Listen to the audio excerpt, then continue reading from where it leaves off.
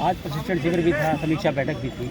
किन किन बिंदुओं पर पार्टी के से जुड़े लोगों को आपने संबोधित किया? देखिए, बहुजन समाज पार्टी की राष्ट्रीय अध्यक्ष मान्या बहन जी ने पूरे देश में गांव चलो अभियान के तहत सेक्टर बूथ की समीक्षा हुई। उसी तर्ज पर पूरे उत्तर प्रदेश में 403 विधानसभाएं हैं, जिसमें प्रतिदिन 403 विधानसभा में एक सेक्टर की बैठकें हमारी डेली चल रही, यानी 403 कैडर कैंप हमारा डेली चल रहा है, जिसमें हमारे मंडल के मुख्य कोऑर्डिनेटर, मंडल प्रभारी, मंडल कोऑर्डिनेटर, जिले के पदाधिकारी, विधानसभा के पदाधिकारी जा करके डेली उन कैडर को संबोधित कर रहे हैं और बूथ सेक्टर कमेटी की समीक्षा करके अगर कहीं कोई कमी महसूस हो रही है तो उन पदाधिकारियों को फिर से अच्छे लोगों को एडजस्ट करके उनको सदस्य बनाया जा रहा है। उसी कड़ी में मैं भी प्रतिदिन डेली निकलता हूँ, किसी न किसी मंडल के, किसी न किसी जनपद के, किसी न किसी विधानसभा के, किसी न किसी सेक्टर में पहुँचता हूँ। आज मैं इस जनपद में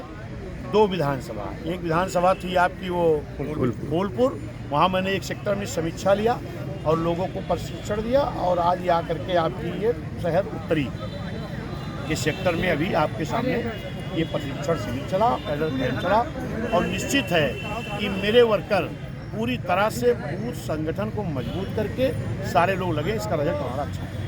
अध्यक्ष जी, यूपी की जो 80 सीटें हैं, लोकसभा की सीटें हैं, उसमें से 17 बहुत महत्वपूर्ण हैं। आप जानते हैं वो क्यों महत्वपूर्ण है? रिजर्व है वो, उसके लिए पार्टी की क्या विशेष रणनीति? नहीं, जो रिजर्व सीटें हैं उसके लिए रणनीति क्या है? चाहे वो रिजर्व सीटें हों, चाहे वो जो सामान्य वर्ग की सीटें हैं, सारी सीटों पर बहुजन समाज पार्टी की एक अच्छी रणनीति मान्या बहन जी ने बना करके तैयार की है, और हम लोग उसी तर्ज पर निकल करके हर बूथ सेक्टर तक जा रहे हैं। निश्चित है कि हम लोग जिस तरह से 2007 में जनता के गठबंधन के बल पर 2007 में भी बहुजन समाज पार्टी का किसी से गठबंधन नहीं हुआ था, बहुजन समाज पार्टी ने जनता का गठबंधन किया था, जिसमें चाहे हमारा मुस्लिम भाई था, चाहे अन्य अल्पसंख्यक समाज के लोग रहे, चाहे पिछड़ा समाज रहा, चाहे SC ST समाज रहा, और चाहे न्याय पसंद ब्राह्मण क्षत्रिय वैश्य समाज के लोग थे, चाहे गरीब सवर्ण समाज के लोग थे।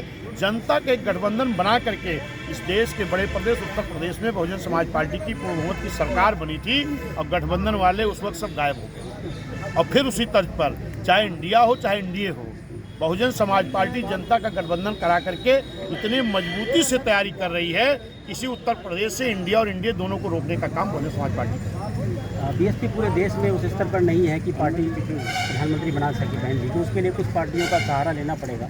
तो उसके लिए क्या इंडिया के गठबंधन के लोगों से किसी तरह आपको ये जानकारी होनी चाहिए, इस भारत देश में 2-3 सांसद वाले भी प्रधानमंत्री बने, 10-20 सांसद वाले भी इस देश के प्रधानमंत्री बने हैं।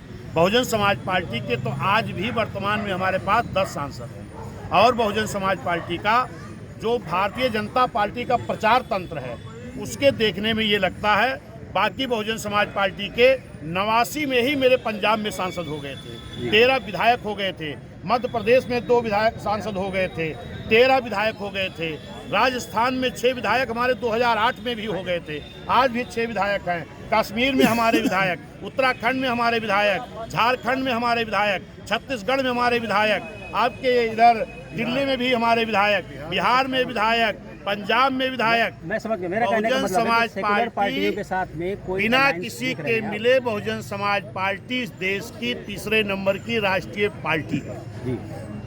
लेकिन भाजपा का प्रचार तंत्र इस चीज को शो नहीं करता, दिखाना नहीं चाहता है। इंडिया गठबंधन के साथ सेकुलर, क्योंकि सेकुलर लोग हैं, भाजपा और इंडिया गठबंधन में से अगर कोई एक दिखता है तो वरीयता क्या होगी? नहीं, कौन सेकुलर है?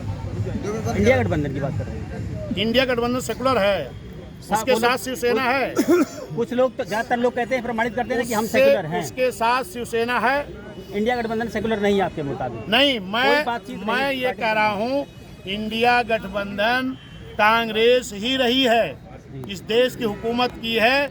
इसी कांग्रेस की वजह से 33-34 साल तक इस देश के संविधान बनाने वाले बाबा साहब को भारत रत्न की उपाधि नहीं मिल पाई। इस देश में 52% आबादी वाले बैकवर्ड समाज के लोगों का जो काका कालेलकर आयोग के आधार पर 52 में कमेटी बनी, 57 में उस कमेटी का रिजल्ट आ गया, लेकिन इसी कांग्रेस की मानसिकता साफ न होने के नाते संविधान में आर्टिकल 340 की व्यवस्था होते हुए भी 33 साल तक इन पिछड़ों को आरक्षण नहीं मिल पाया, इसी कांग्रेस की बदौलत।